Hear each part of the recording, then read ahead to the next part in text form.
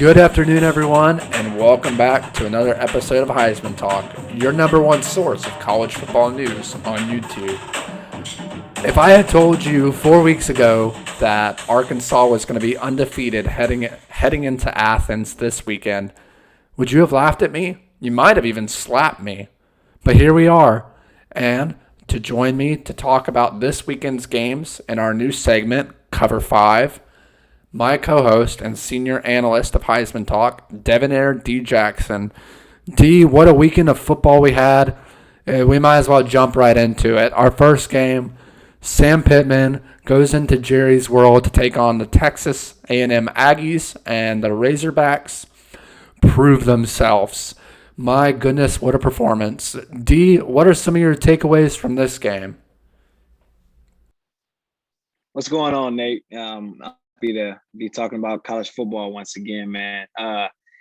Arkansas versus Texas A&M, man. My huge takeaway was Arkansas's defense, man. Arkansas's defense was great, man.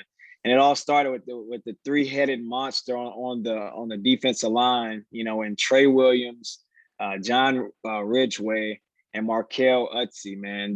Those three guys, they really showed that, you control the game from a defensive line standpoint. Those guys were getting after the passer, stopping the run. They're a phenomenal defensive line. And, the defense as a whole with Bumper Pool, with, Jalen, Catalan, those guys play really, really well. And, man, to hold Texas A&M to 10 points, their offense isn't the greatest offense, but still, they have a lot of athletes on offense and a lot of explosive athletes. And so to hold those guys to 10 points, man, is phenomenal and very exciting for Arkansas fans. Absolutely, D. And this is a game where KJ Jefferson shined. He went 7 for 15, 212 yards and 2 touchdowns, averaging 14.1 yards per pass. That's pretty good. And on top of that, he helped with the rushing game with 50 yards on 8 carries. So the total package of offense was there for the Razorbacks. Some of my takeaways from this game, D, are, for one, the Aggies have seemed to have forgotten fundamental tackling. There were a few occasions where Arkansas kind of just bounced off of the Aggies like pinballs and kept running for 15, 20-plus yards. And it was just like, you're a top 10 team. How in the world are you not able to tackle? Secondly, the offense under such a prestigious coach in Jimbo Fisher, you have to wonder if Jimbo Fisher is going to be on the hot seat soon and if the Texas A&M Aggies are in trouble because, frankly, like you said, to be held to 10 points, I understand they have a backup quarterback, but Jimbo Fisher's system should thrive with any quarterback. It thrived pretty well with Kellen Mond, and Kellen Mond wasn't even an elite quarterback. So with that being said, Arkansas heads into this next week in Athens to take on the Georgia Bulldogs. Is KJ Jefferson going to be healthy? We know he's banged up, but we don't know the significance of his injury. But again, props to the Arkansas Razorbacks. They are finally on the map, and they finally gain the respect of all the critics. And guess what? Sam Pittman is officially the king of Texas.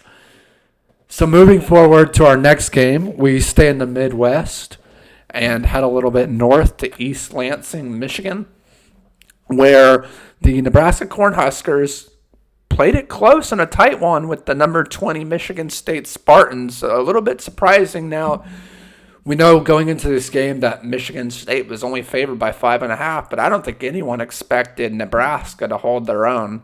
D, what were some of your takeaways from this game?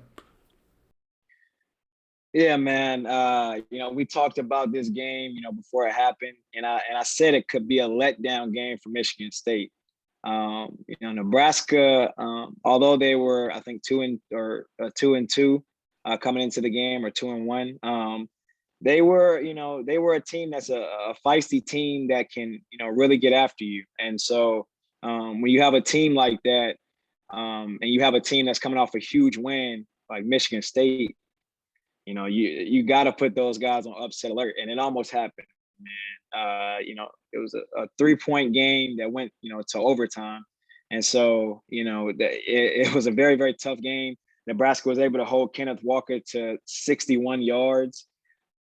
Peyton Thorne, we've always talked about him playing mistake-free football as he has all year. He had 1 interception this game. And so it was an uncharacteristic game for Michigan State. But the beautiful thing about it is that they escaped. They escaped, and they're still undefeated. And so, we'll see where they go from here. But it's good to at least win a game like that. I know Mel Tucker's not happy about how they won it, but he's happy that they won it. Yeah, D. You look at the scoreboard, 23-20, game-winning field goal for the Spartans. And you kind of scratch your head and you're like, how did Nebraska not get this upset? They controlled the time of possession. They controlled limiting themselves to mistakes and the penalties. They had less penalties than the Michigan State Spartans. They had more total yards than the Michigan State Spartans. And it's like, how? Well, I'll tell you how. They just can't finish. Scott Frost can't get his team over the hump, and that's very unfortunate.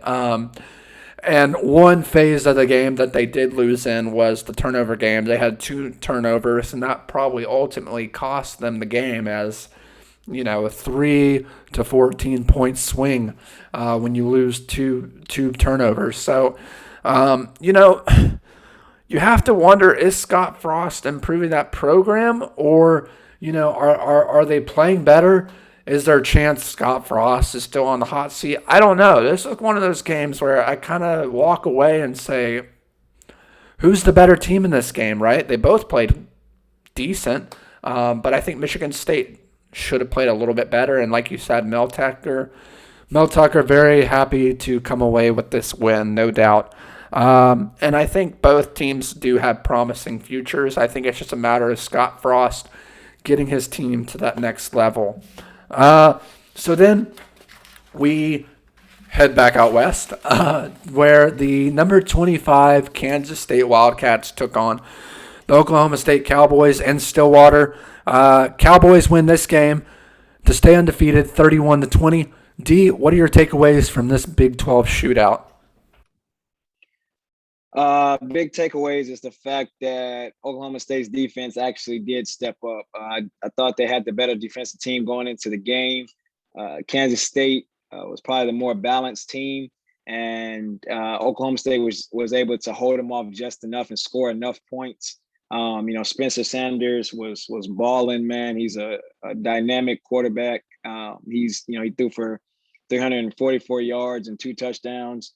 He's a pretty dang good player, and so Oklahoma State was able to hold them off, and they're a good team and a team to be watched in the Big 12. D, it's like you read my mind every time. My first takeaway from this game is the real Spencer has revealed himself in the Big 12. That's the headline for me. Spencer Adler has struggled, even getting booed by his own fans. Spencer Sanders comes out, like you said, 344 yards with 2 touchdowns. And also they found a new running back in Jalen Warren, who rushed for 123 yards on 27 carries. So, yeah, but D, I have to disagree with you in the sense of who the better defense was in this game. You may look at the score and say, well, obviously Oklahoma State had the better defense. But let me note that the Kansas State Wildcats kept – it looks like we lost D. We're going to get him back here in a sec. You're good. I didn't know I did.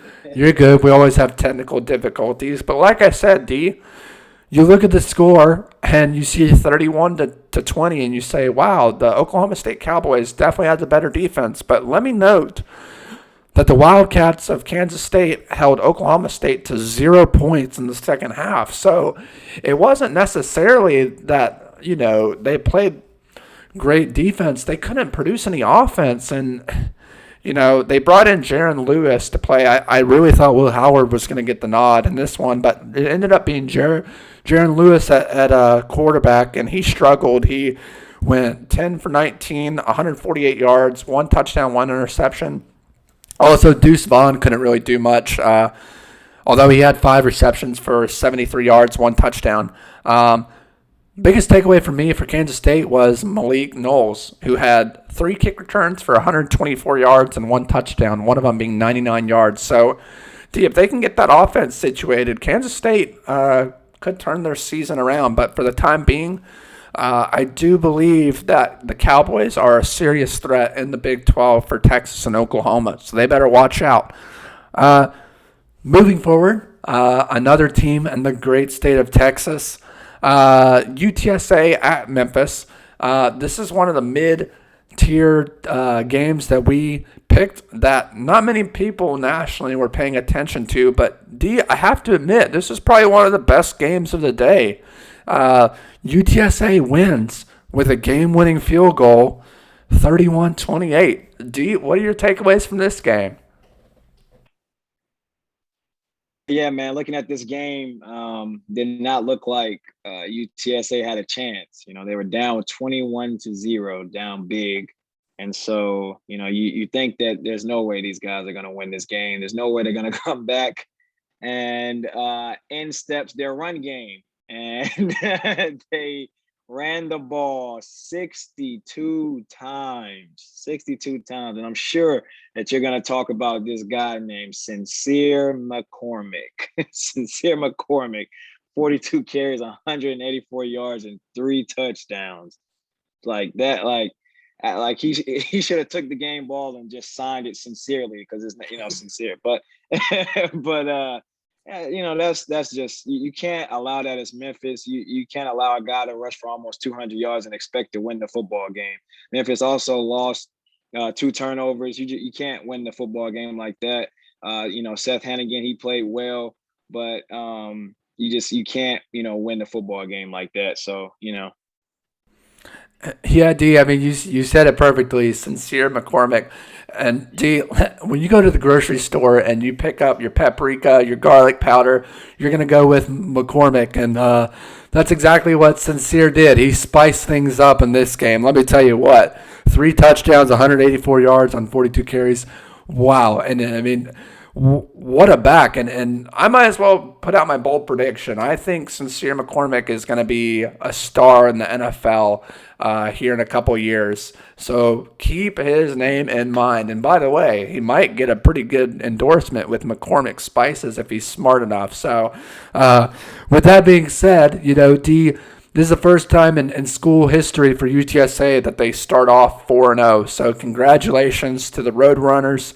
They've done an excellent job building that program since the beginning. And for the Memphis Tigers, you might want to be a little bit worried. Like you said, they started out hot. I mean, I remember we were texting each other, and, it's 21-0 in the first quarter, and we're like, there's no way. But unfortunately, the Tigers, they decided to relax a little bit too much, and UTSA, man, they're a team to look out for moving forward. They've got a pretty easy schedule the rest of the way, so they might be able to make it into the top 25, especially if they can beat a team like UAB or North Texas towards the end of the season to get into that Conference USA championship game. So, yeah, I thought it was a great game overall. Great play by both teams. Both teams are obviously solid. UTSA gets the win in this close one. So then, D, we go to our final game of the day, the one that you and I have been looking forward to. D, number 12, Notre Dame versus Wisconsin, number 18, Wisconsin. This game was played in Chicago. D, I'll just let you have the floor on this one. Man, I tweeted out, that I had something to say about, Graham Mertz. And, this guy, I watched him in the Army All-American game. He was a top 100 player, ranked 65th nationally in a composite of 24/7 sports. He was a 4-star. He was, the third rated pro-style quarterback coming out of his class. So when he's coming in, it's like, man, Wisconsin's never had a quarterback this talented. They have a quarterback now, and I started to kind of get excited for Wisconsin. I'm like, okay, they have a quarterback now. They might. And man, this dude came out and played like absolute something I don't want to say. Like it was terrible, man. The offensive line wasn't great, but just no excuses, man. Graham Mertz was, 18 for 41, 240 yards, which means nothing. 1 touchdown and 4 interceptions with a whopping 17.6 QBR. My goodness, that is absolutely terrible. And they need to find another quarterback because he's not it. I don't know why they didn't just go to the backup at some point in time. It's like, hey, this guy's already thrown 2 picks. Like, he's playing terrible. Let's see who else can get. I mean, maybe they don't have another quarterback. I don't know. All I know is it was absolutely terrible. And I want to say things even more than that, but I'm going to keep it PG and just say that it was absolutely terrible. And as long as Graham Mertz is the quarterback, and if we ever pick a Wisconsin game again, I'm sorry. I don't know him personally, nothing personal against him, but I will not be picking Wisconsin. I'll tell you that much. Well, D, I'm sorry, man. Go ahead. I guess we know your pick for tomorrow because we'll be picking the Michigan-Wisconsin game this Saturday. So, yeah, D, you pretty much summed up the game. Before the Badgers go home and lay down, I want to give credit to their defense. I truly believe their defense is a top 5 defense in the nation. I mentioned in our preview show that a guy by the name of Leo Chanel was going to have a great game, and boy, did he ever. He led the team in tackles, 8 tackles, 6 solo, and 1 tackle for loss. This is, like I said, this was his first game back. So, like I said, I want to give credit to the Wisconsin defense. I don't think Notre Dame should come away from this game excited by any means. They scored 31 points in the fourth quarter. 3 of those came off of interceptions from Graham Mertz in the last 5 minutes of the game. It looks like the Wisconsin Badgers are not only going to be looking for a new quarterback, they might also be looking for a new head coach soon. That's my bold prediction. And I think Notre Dame still has much to improve upon. And the real question is, is Notre Dame legit? Like I said, Wisconsin held Notre Dame to 32 yards rushing. They just couldn't get anything done on their side of the offense. And if they had, they probably would have beat Notre Dame by 14 points. Now, as far as Graham Mertz goes, I don't want to give him too much garbage. You kind of wonder. I mean, did he play poorly? Yes, but you have to wonder: is it him or is it the system? I mean, great coaches will put their offensive system built around the quarterback, and I don't think Wisconsin's doing that. So, as much as people hate on Graham Mertz, you have to wonder: is it really him? Or is it Wisconsin's inability to kind of transition and progress? You look at Nick Saban, right? Guy with Mac Jones last year who probably ran a 5.2 40. Then they they go to the pro style. Then they bring in Bryce Young this year, and they go back to the RPOs. They go back to the spread offense. And that's, that's what I think Graham Mertz is struggling with. Is it necessarily his ability to play or can he go play somewhere else and perform that much better? I don't know. But at the time being, it's not looking good for him. So, Wisconsin's in trouble, and you have to wonder, can they turn it around after 2 losses and get back to the Big Ten championship or even, make a good bowl game? We'll see. But, D, with that being said, that's a wrap for today. When we come back tomorrow, we're going to pick Week 5 pick'ems for some great games. And by the way, we have a huge announcement tomorrow that you won't want to miss out on. Let's just say D and I are hitting the road together. So with that being said, make sure you're subscribed to keep up when we post our new video. Give this video a big thumbs up. And make sure you click that bell notification so you get notified when we post new videos. As always, this is Nate Dogg and D signing off.